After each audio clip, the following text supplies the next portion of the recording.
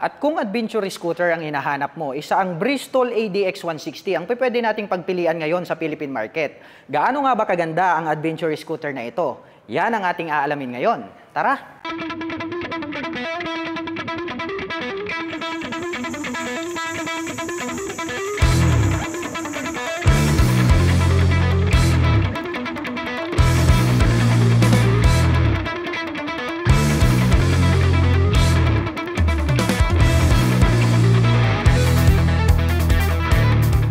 Kung physical appearance lang yung ating pag-uusapan mga ka-LM, talagang napaka-attractive ng kanyang design at talagang nabibighani ako habang pinagmamasdan ko ito dahil masasabi ko na talagang napakaganda nitong kanilang Bristol ADX 160. Well, umpisahan na natin dito sa kanyang headlight dahil itong part na to ay naka-emboss at ang ganda rin ng pagkaka-design, no? Kasi nga po yung kanyang turn signals ay nandirito sa gitna.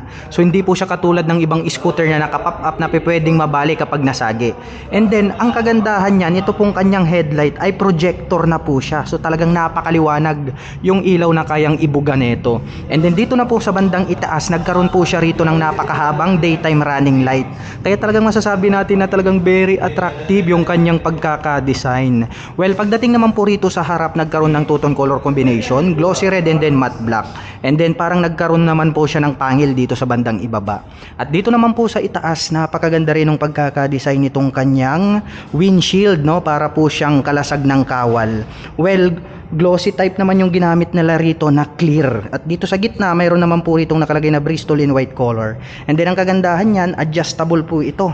So pwede nyo po itong i-adjust depende po sa inyong riding preparation. Pag mabilis, pwede po nating iangat. Pag mabagal naman, pwede po nating siyang ibaba. Well, mapunta naman po tayo rito sa kanyang side cover. Yan, oh, talagang napaka-flawless at napaka-brusko. And then may nakalagay naman po rito na Bristol. Ayan, oh, napakalaki and then naka-emboss, no? So stainless po siya.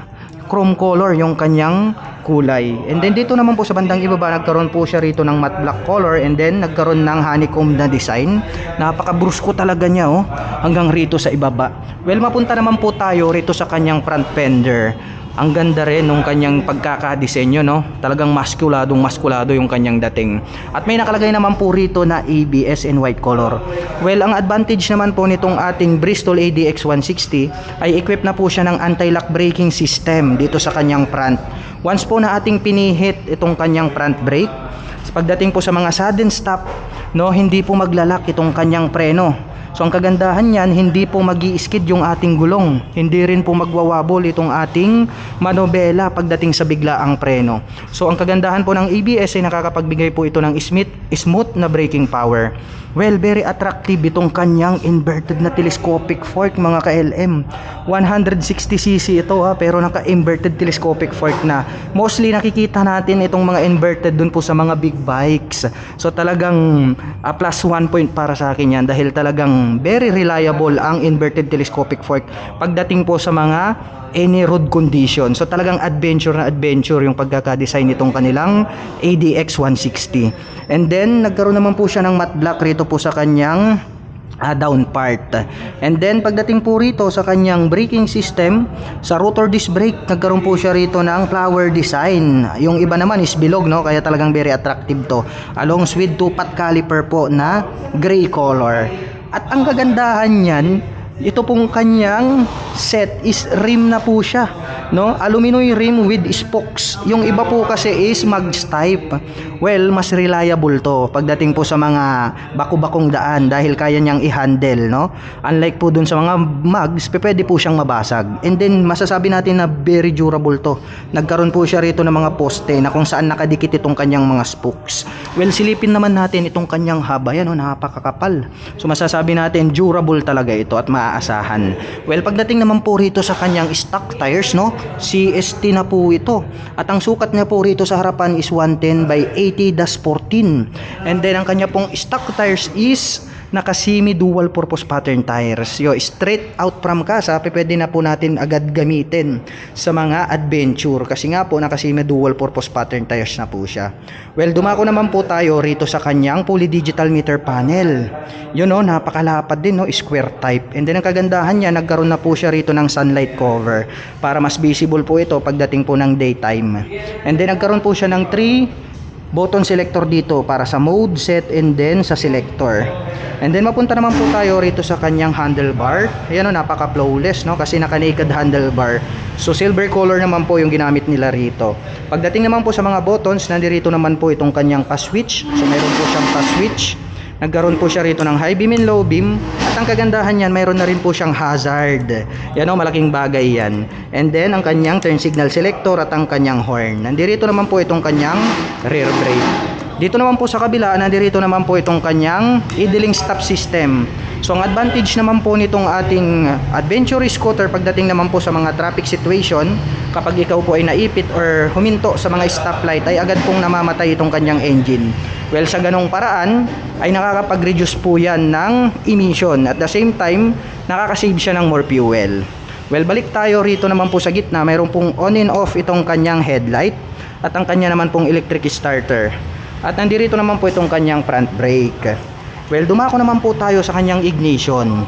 Yan, so equipped na po siya ng keyless system. Kaya makikita natin itong kanyang knob selector dito. At ang kagandahan niyan, included na rin po rito yung kanyang fuel and set opener.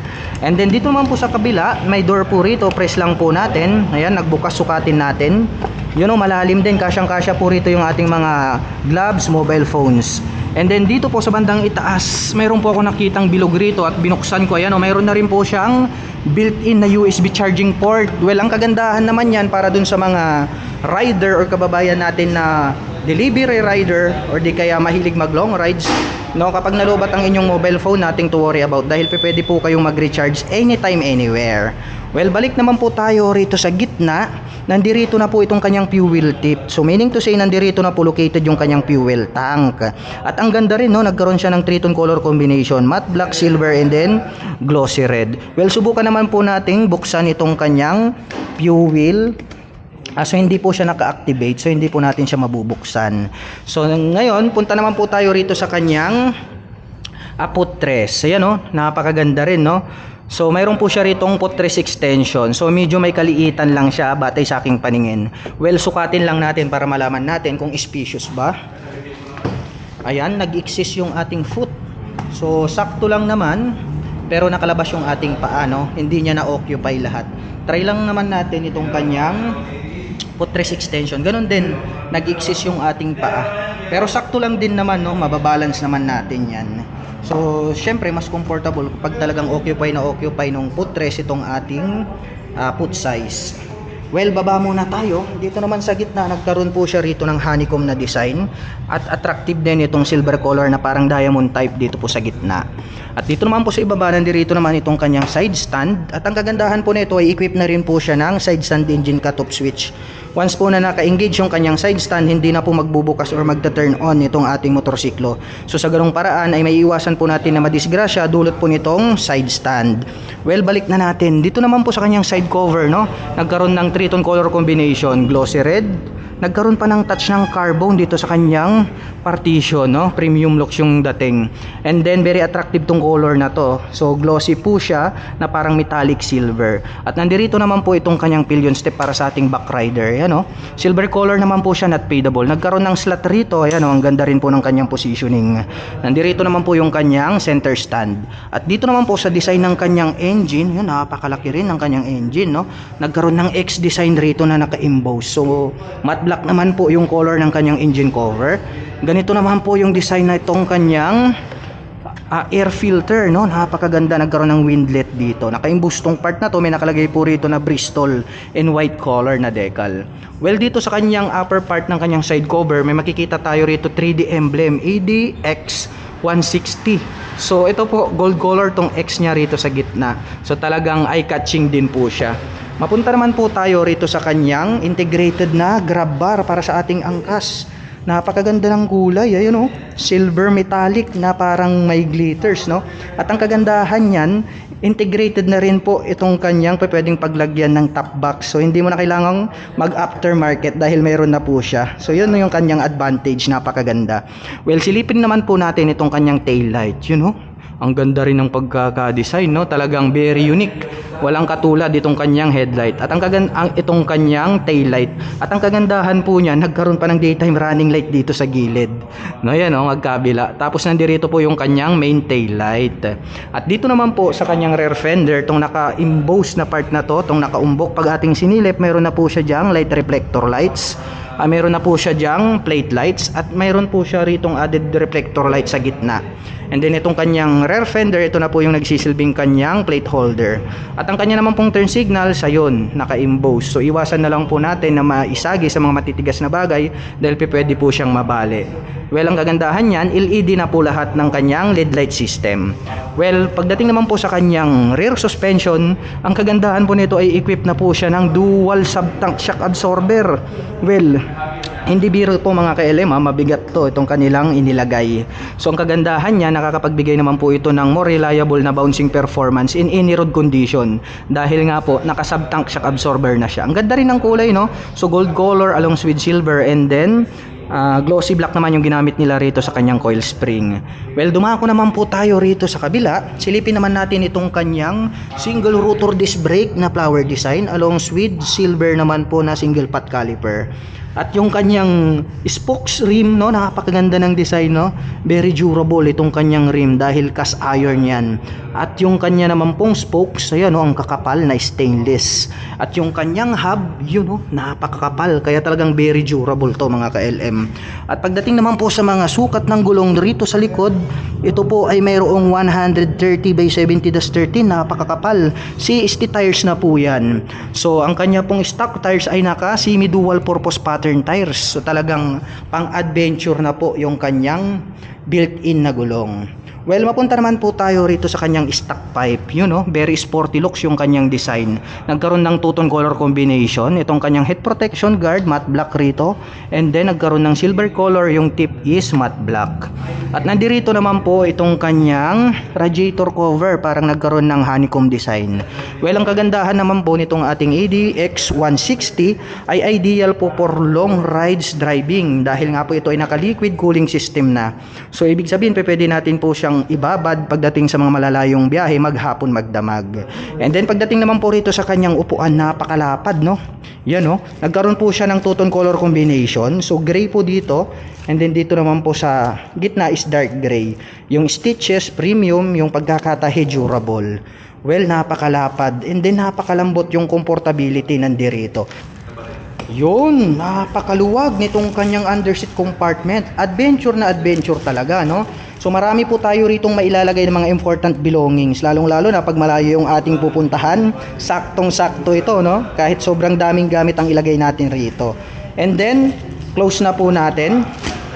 At ang atin pong Bristol ADX 160 ay meron pong 790mm na seat height. Ngayon naman ay susubukan nating sakyan para malaman natin kung gaano nga ba ito kataas. Anyway, my height is just around 5'6". Kitang-kita naman dyan sa ating camera, halos maglapat naman yung aking foot below the ground. Kaya talagang masasabi ko na very comfortable ito para sa tulad ko na 5'6" in height. At pagdating naman po sa kanyang engine specifications, ang atin pong Bristol ADX ay mayroon pong 155.6 cubic centimeter engine displacement. Naka single cylinder, single overhead cam, 4-stroke with 4 valve. At nakakapag-provide naman po ito ng maximum power na 10 kW at 8,500 RPM. Habang nakakapagbigay naman po ito ng maximum torque na 14 Nm at 5,500 RPM. At may bigat naman po itong 137 kg at mayroon naman po itong fuel consumption na 43 km per liter. At ang presyo po ng ating Bristol ADX 160 nagkakahalaga po ng 178,000 pesos. At mayroon po itong introductory price na 158,000 pesos.